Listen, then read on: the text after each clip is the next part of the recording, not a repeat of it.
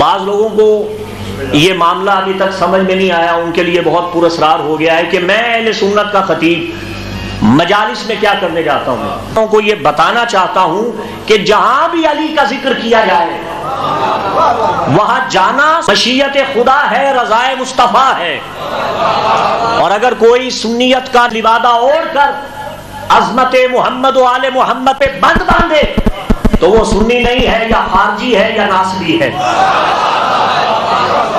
اسے کسی نے سنی بننا نہیں سکھایا، اسے کسی نے سنی ہونا نہیں سکھایا۔ سنی وہ ہے جو علی کو اپنا امام اول مانے، سنی وہ ہے۔